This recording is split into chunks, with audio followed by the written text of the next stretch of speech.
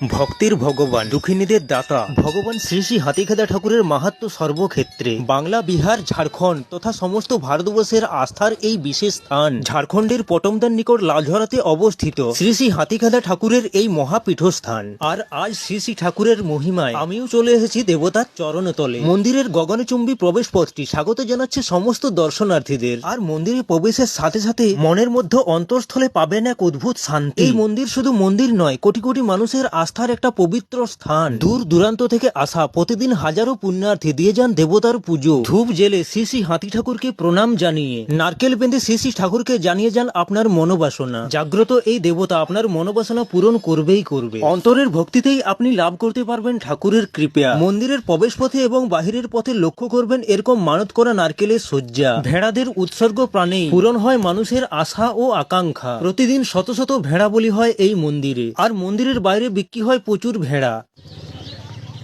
মিষ্টির দোকান সহ মন্দিরের বাইরে রয়েছে অনেকগুলি খাবারেরও দোকান। মনোহারী জিনিসপত্র সহ স্মৃতি হিসেবে কিনে নিয়ে যেতে পারেন কিছু জিনিসপত্র, নিয়ে যেতে পারেন দৈনন্দিন ব্যবহারের জন্য কিছু বাসনপত্র এবং আপনার প্রয়োজনীয় কিছু ধাতব দ্রব্য। মন্দিরের সামনেই বিক্রি হয় নানা রকম সবজি। স্পেশাল করে অর্ডার দিয়ে বানিয়ে নিতে পারেন নিজেদের জন্য খাবার, কারণ এখানে রান্না করার জন্য প্রচুর লোক রয়েছে। শ্রী শ্রী হাতিখেদা ঠাকুরের মন্দির দর্শনের ভিডিও কেমন লাগলো কমেন্ট করে অবশ্যই জানিও। শ্রী শ্রী ঠাকুর আপনার এবং আপনার পরিবারের মঙ্গল করুন, এই কামনা করে আজকের ভিডিওটা শেষ করছি। দেখা হবে পরের ভিডিওতে। আমার ভিডিও ভালো লাগলে ফলো করে আমার পাশে থেকো এবং শেয়ার করে অন্যকে দেখার সুযোগ করে দাও। আজকের মতো বিদায় নিচ্ছি, সবাই ভালো থাকবেন।